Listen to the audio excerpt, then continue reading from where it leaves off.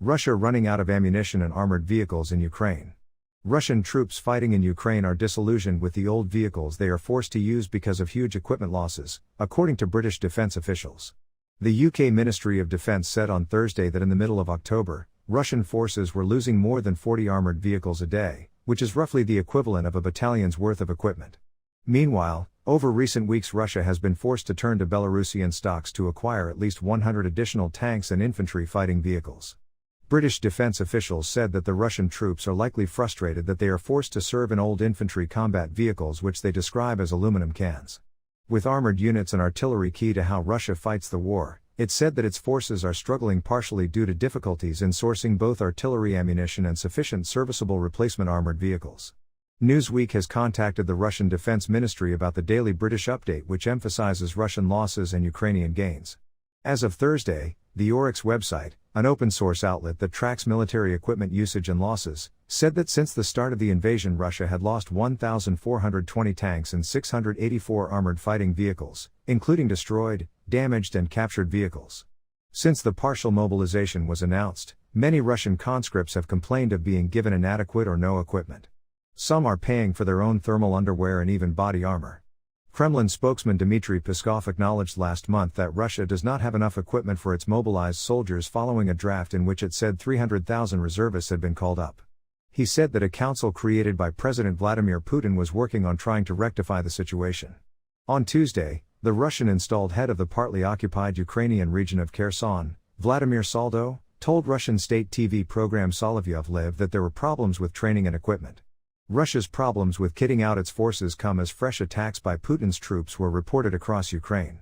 The Zaporizhzhia nuclear power plant, Europe's biggest, has been disconnected from the power grid after Russian shelling damaged the remaining high-voltage lines and left it just with diesel generators, according to Ukraine nuclear firm Energoatom. Russian strikes were also reported in the central Ukrainian city of Kryvyi Rih and in Sumy and Kharkiv in the northeast, with heavy fighting ongoing in the eastern regions of Luhansk and Donetsk.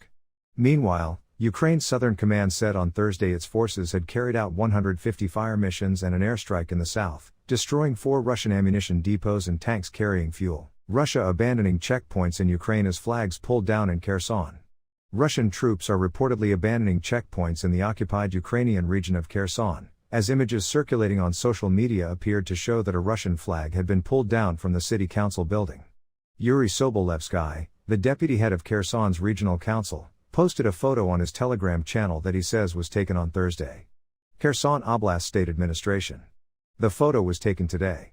The mysterious disappearance of you-know-what, Kherson was, is, and will be only Ukrainian. And if not us, you, Russian forces, will take off your rags, Russian flags, he wrote.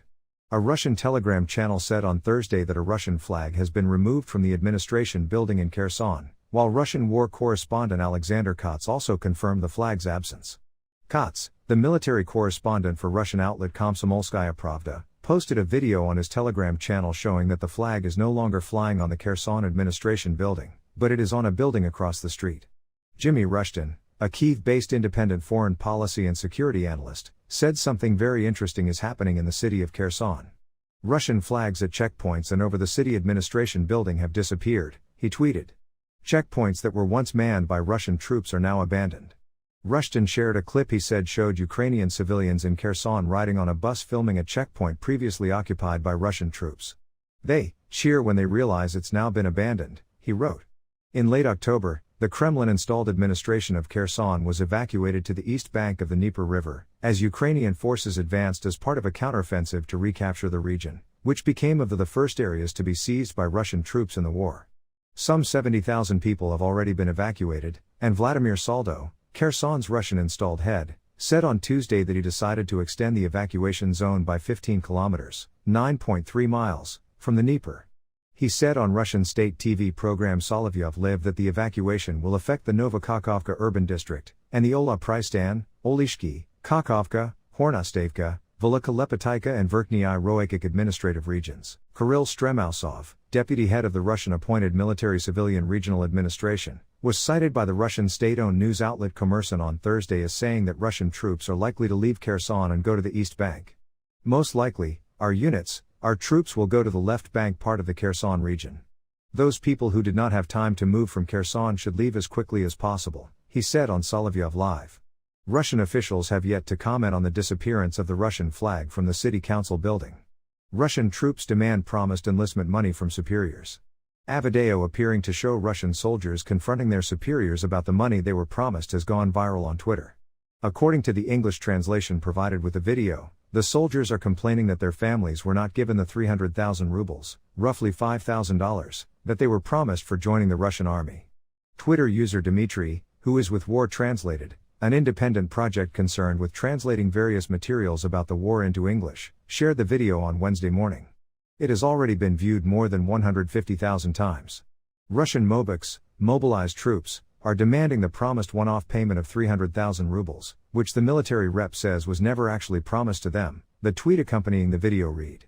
There were multiple reports earlier in the war that volunteers were promised significantly higher wages than average salaries for joining the Russian war effort.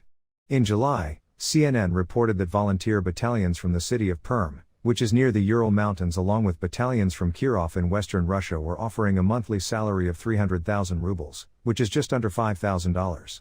According to that same report, battalions in Bashkortostan, which is near the Kazakhstan border, were offered a slightly lower monthly pay of 280,000 rubles, which comes to just over $4,500. The report added that Bashkir people from that region were also promised an additional 8,000 rubles, about $130, daily for combat operations. An International Business Times, IBT, report from April said Chechen leader Ramzan Kadyrov allegedly promised volunteers a one-time payment of 300,000 rubles, about $3,700, to fight in Ukraine. The video that was shared on social media seems to indicate that the promised payments haven't been made, at least in the case of the soldiers shown in the video. One soldier, who was not seen on camera, shouted, "No one was chasing us. I came all the way from Moscow to my native town to be mobilized with my friends because of motherland, and because the president, Vladimir Putin, made an appeal to everyone," the voice on the video continued, according to the translation. "I came to the enlistment office, and the Voenkom, the military commissar, explained to me that as soon as we get there, within 2 to 3 days we'll get a one-off payment of 300,000 rubles. A uniformed person standing in the center of a circle of troops, who was apparently a military representative, dismissed the claims and said this never happened. A second military representative attempted to respond and said, "Now, regarding the 300,000, the deputies of the Communist Party submitted a bill to the State Duma. It only passed one reading, and was taken off the agenda, the 300,000. Guys, understand one thing, I didn't promise you 300,000. A soldier can be heard shouting in response, "Well, then they, members of the State Duma, should give up their party membership card and go instead of us. That's obvious what you're trying to tell us here. It's that we've been simply F over." Soldiers then started to demand that someone be sent to them to answer their questions regarding pay as the video ended. Belarusian troops will flee immediately if sent to Ukraine.